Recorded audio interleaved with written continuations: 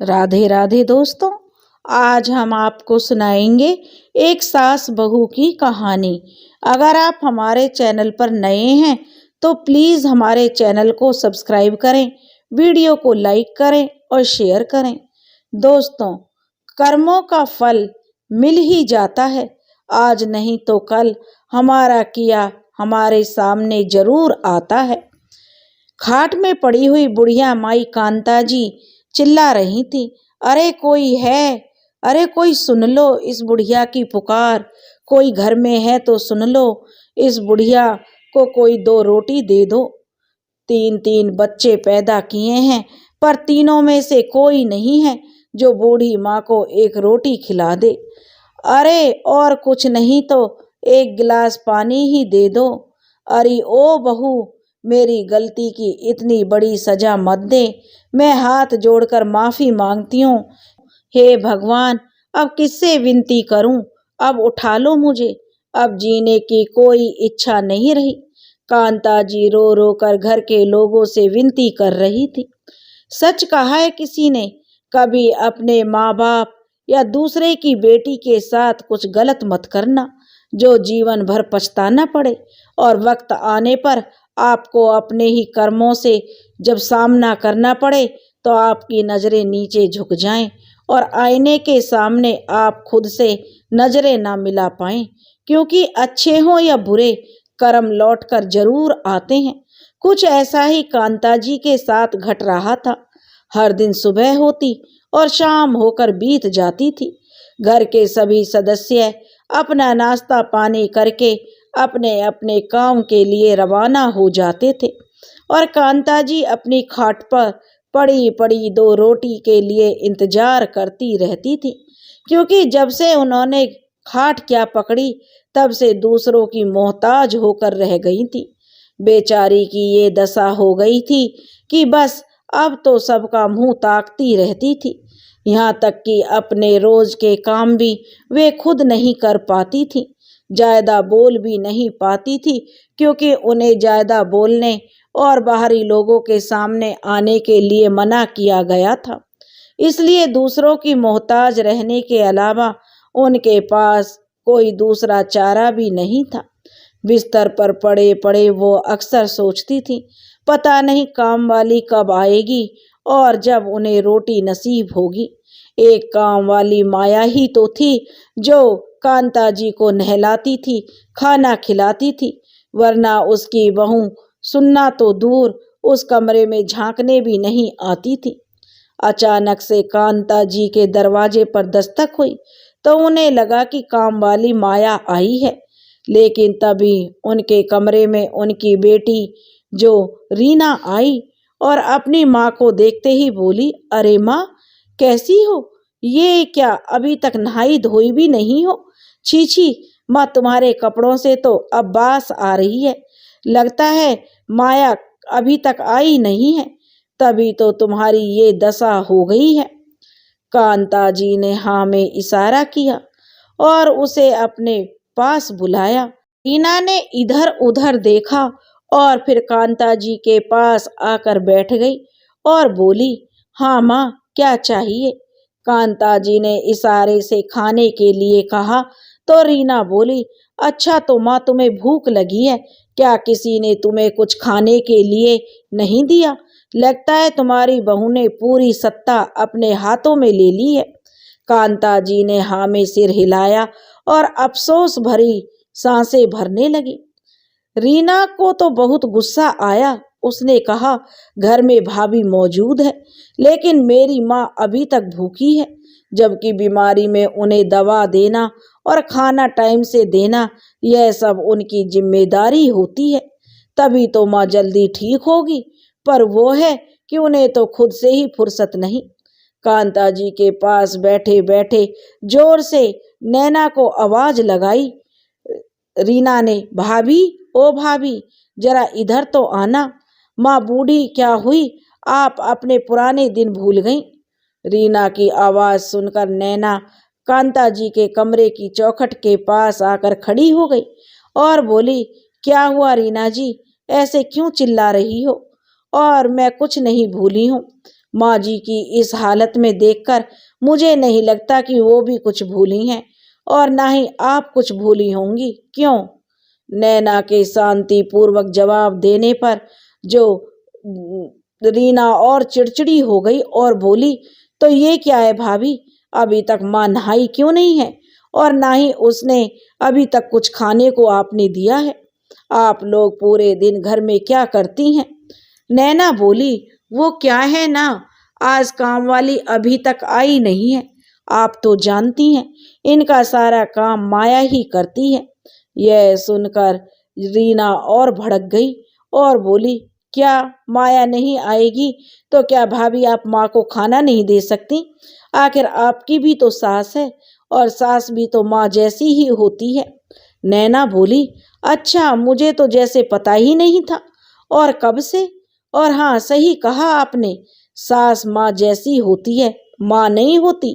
कुछ सास फिर भी माँ जैसी बनने की कोशिश करती हैं, पर यहाँ तो पूरा सीन ही उल्टा है और मैं तो मुफ्त की रोटी खाने के लिए इस घर में लाई गई हूँ, तो फिर मैं इन्हें खाना कैसे खिला सकती हूँ? रीना चुप हो गई। नैना ने बहस करना ठीक नहीं समझा और सिर्फ इतना ही कहा, ये आपकी ही माँ है, मेरी तो सास भी नहीं बन पाई, तो चिल्लाने की जगह इनका काम आप कर दीजिए। रही बात खाना खिलाने की, तो रसोई से लेकर घर में कौन कौन सी चीज़ कहाँ रखी हुई है वो भला आपसे छुपा है क्या? तो फिर आपकी माँ के लिए मेरी क्या ज़रूरत है? बेटी होने का कुछ तो फर्ज निभाइए, या बस दूसरों का घर तोड़ना आता है और मायके की तिजोरी खाली करनी आती है? और इतना कहकर वो चुपचाप नैना वहाँ से चली गई। रीना पैर पटकते हुए वहाँ से उठी और रसोई घर में जाकर उसने पहले अपनी माँ के लिए खाना लेकर आई और फिर उन्हें खाना खिलाया और बड़बड़ाने लगी, देख रही हो ना माँ, तुमने चलना फिरना क्या छोड़ा, इसके तो पंख निकल आए हैं। अगर मेरा भाई ठीक रहता तो मैं भाभी की हड्डी पसली एक कर देती, बस तुम्हारी वजह से चुप हो जाती हूँ माँ, नहीं तो। गुस्से में जो रीना बड़बड़ाई जा रही थी, अपनी माँ से अपनी भाभी की बुराई कर रही थी, कह रही थी, देखा माँ भाभी कितना सिर चढ़ गई है, वह भी समय था जब तुम्हारे कहे बिना यह इधर से उधर नहीं हो सकती थी, और अब देखो कितनी हवा में उड़ रही है। ऐसा लगता है जैसे इनकी लगाम कसने वाला अब कोई नहीं रहा। जुबान तो कैंची की तरह चलने लगी है। यह तभी ठीक थी जब एक एक शब्द सोच समझकर बोलती थी। वह भी क्या समय था माँ, जब तुम ठीक थी? जब से तुम बीमार हुई हो तब से यह तो अपने आप को पता नहीं कहाँ की मालकिन समझने लगी है। उधर रीना की माँ कांता जी भी अपनी बेटी की बातों पर गर्दन हिला रही थी और अपनी सहमति जता रही थी। वे दोनों आपस में बातें करती रहीं और इधर नैना अपने कमरे में आ गई।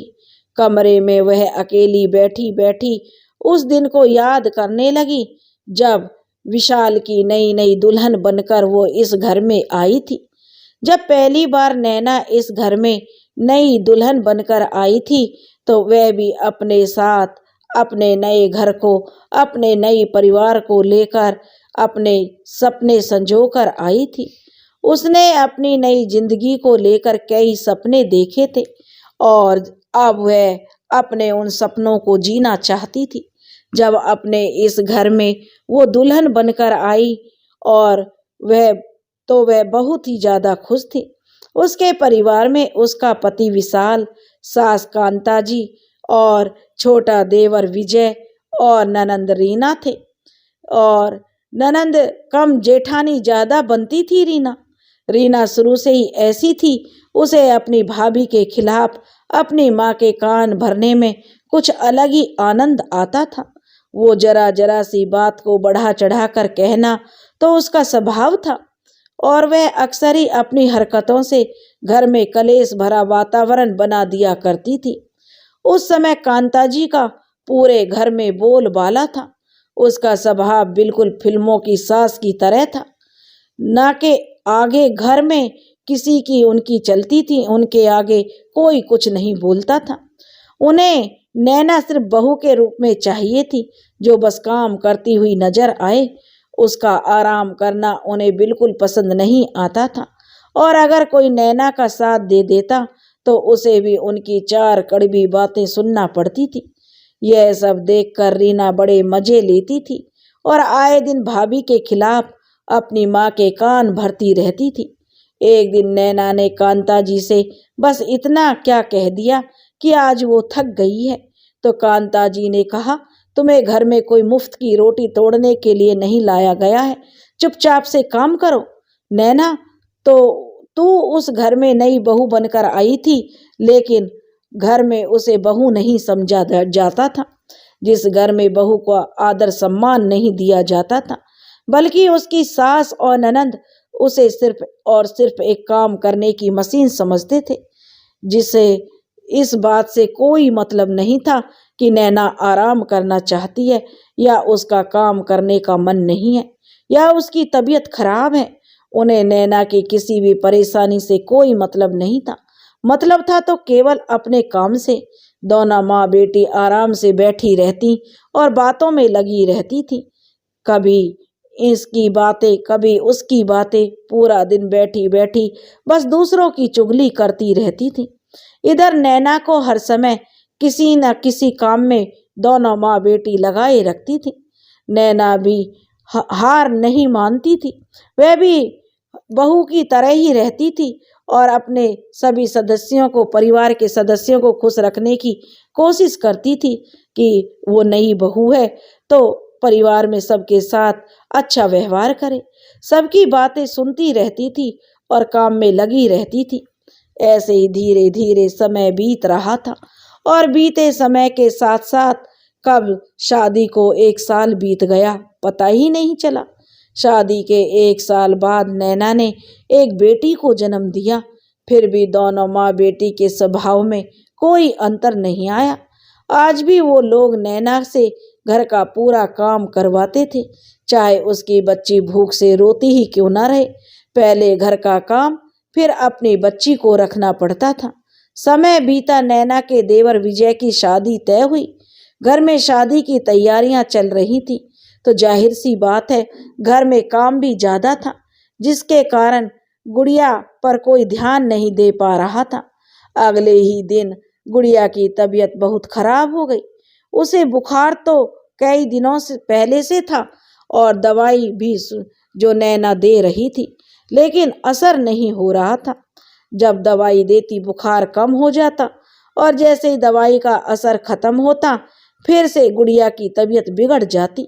2-3 दिन से नैना डॉक्टर को दिखाने को कह रही थी, पर काम की अधिकता के कारण जो विशाल जी जा नहीं पा रहे थे और कांता जी नैना को अकेले कहीं जाने नहीं देती थी।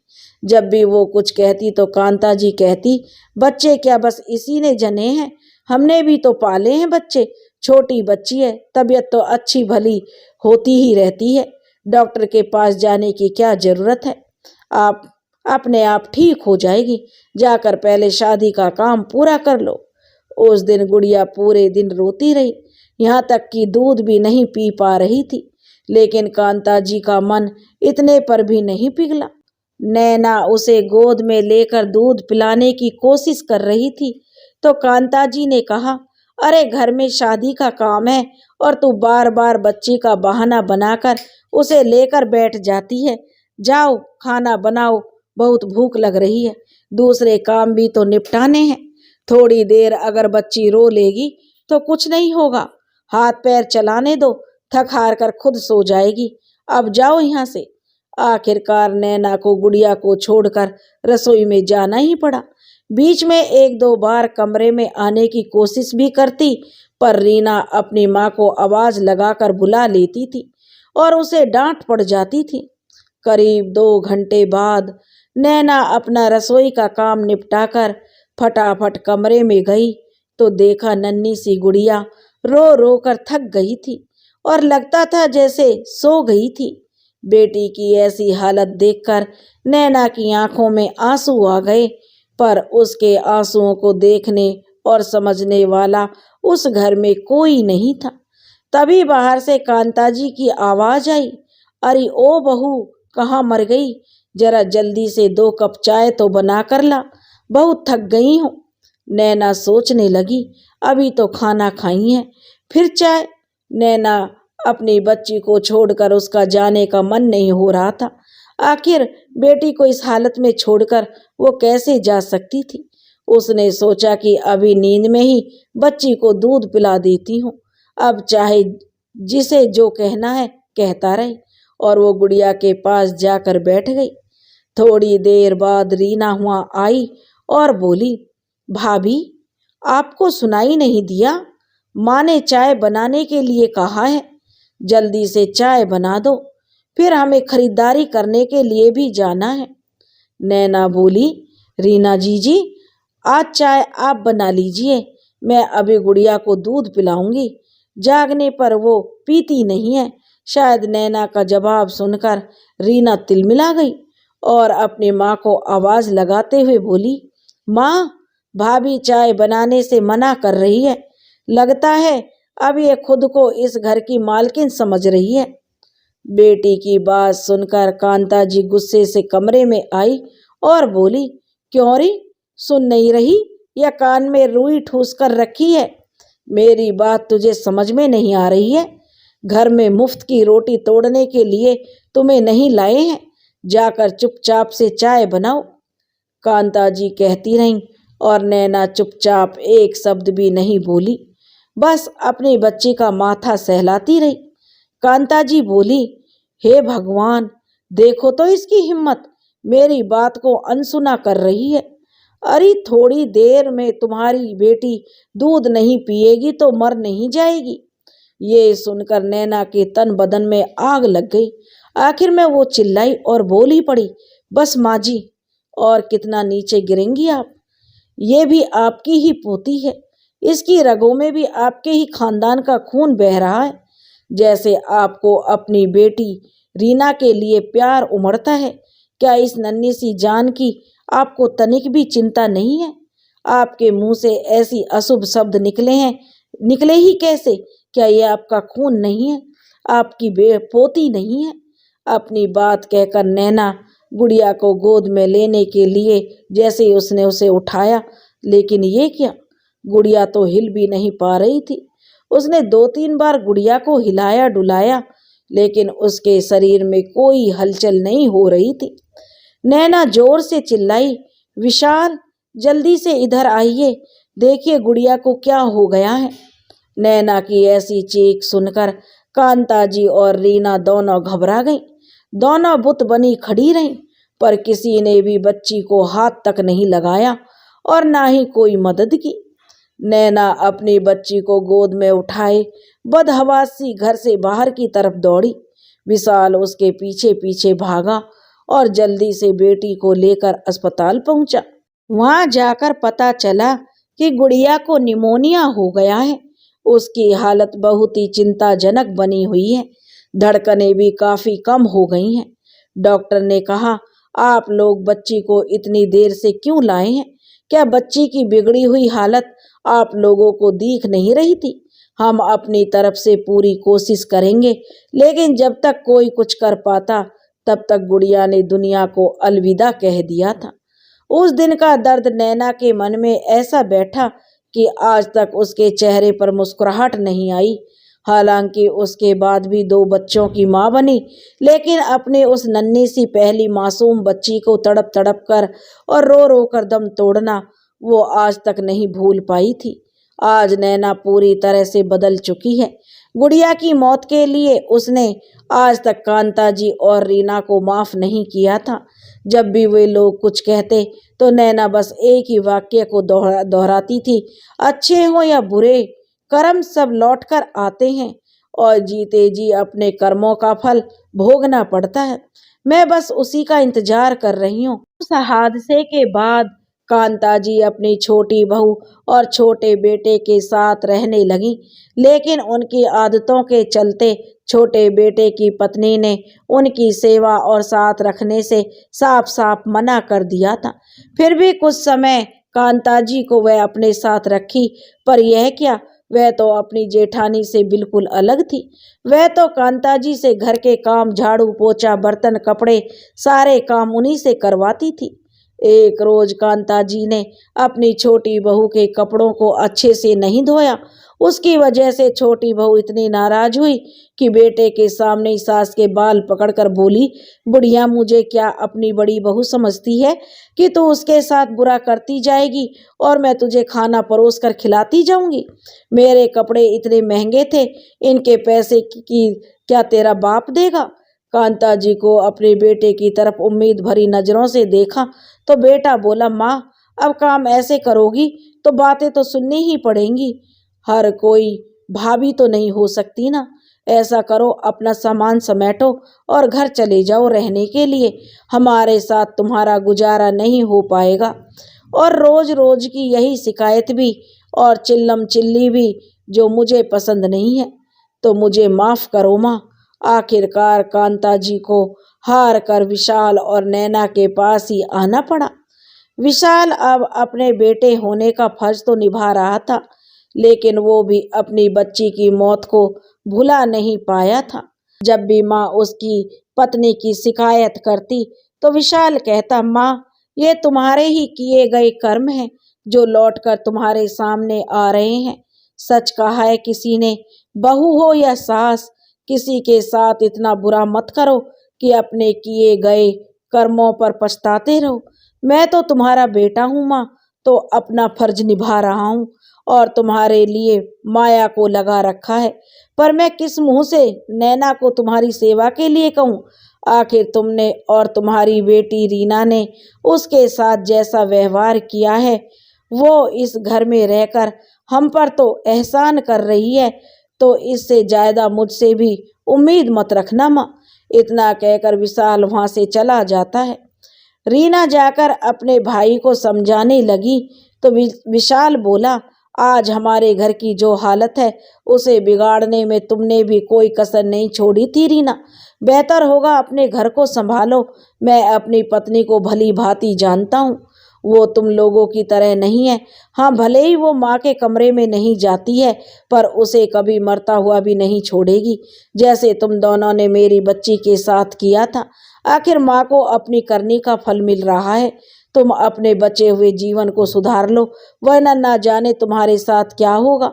रीना चुपचाप सिर झुकाकर वहां से चली गई, क्योंकि उसे और कांताजी को भी समझ आ चुका था कि करने का फल जीते जी भुगतना पड़ता है। इसलिए तो कांताजी ने अपने मुंह पर अब ताला लगा लिया और रीना अपना सामान समेट कर वहां से चली गई। अब तीज त्योहार पर ही रीना अपनी माँ से मिलने आई थी, अन्यथा उसके मायके का दरवाजा उसके लिए बंद हो गया था। एक आखिरी बार जब रीना अपनी मायके से ससुराल वापस जा रही थी तो कांताजी ने हाथ जोड़कर रीना से कहा, रीना, याद रखना, अच्छे हो या बुरे, कर्म लौट कर आते हैं। अपनी सास के साथ कभी ऐसा व्यवहार मत करना जो बाद में तुम्हें पछताना पड़े। मैंने बहू के साथ जो किया, आज उसी का फल मैं भोग रही हूँ। तुम अपनी बची हुई जिंदगी संवार लो, वरना लोग यही कहेंगे, माँ ने जो किया वही बेटी ने किया और वही फल दोनों भुगत रही हैं। काश समय रहते रीना और कांताजी अपनी बहू नैना को समझने की कोशिश करती तो आज वह नन्ही सी मासूम बच्ची जिंदा होती। नैना और कांताजी ने न जाने अनजाने में कितने ही सही, लेकिन नैना की बेटी की मौत का जिम्मेदार तो वो दोनों ही थी। बीमारी के समय अगर नैना को अपनी बेटी की सही देखभाल करने दी होती तो आज उसकी बेटी जिंदा होती। आज कांताजी को भी ऐसी हालत उनकी नहीं होती। इंसान को वक्त रहते अपनी गलतियां सुधार लेनी चाहिए, क्योंकि समय जब एक बार निकल जाता है तब वापस नहीं आता, और समय निकल जाने के बाद अपनी गलतियों पर पछताने का कोई फायदा नहीं है, क्योंकि उसे ना ही तो आपकी गलतियां सुधारी जा सकती हैं और न ही बीते हुए समय को वापस लाया जा सकता है। ऐसी गलतियां यदि समय से ना सुधारी जाएं तो इंसान जीवन भर एक गलानी के साथ जीता है, जीवन भर एक ऐसे बोझ तले दबा रहता है जिसे शायद वह मौत के बाद ही अलग हो सकता है। इसलिए कोई भी काम करें तो एक बार उसके फल के बारे में भी जरूर सोचें। अगर आप किसी के साथ बुरा करते हैं तो वह कभी ना कभी आपको भी जरूर वापस मिलेगा, क्योंकि ये सच्चाई है। अच्छे हों या बुरे हों, अच्छे हों या बुरे हों, कर्म वापस जरूर लौट कर आते हैं। तो दोस्तों, इसलिए हमें किसी के भी साथ बुरा व्यवहार नहीं करना चाहिए। जो बहू अपने मायके को छोड़कर ससुराल में आती है, अपना परिवार बनाती है, उसके साथ तो हमें कभी बुरा व्यवहार नहीं करना चाहिए। अगर आपको हमारी कहानी पसंद आई हो तो प्लीज़ हमारे चैनल को सब्सक्राइब करें, वीडियो को लाइक करें और शेयर करें। राधे राधे।